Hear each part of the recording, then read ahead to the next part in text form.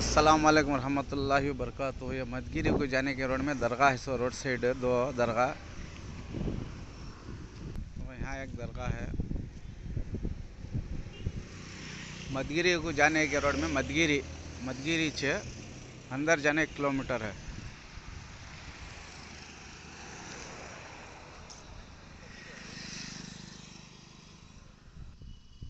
ये टुंगूर road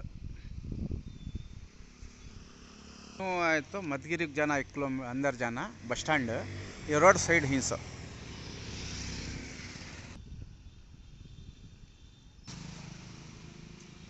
road side दरगाह है से बाजू पहाड़ा ही से, मदगिरी के पहाड़ा बाजू ही से।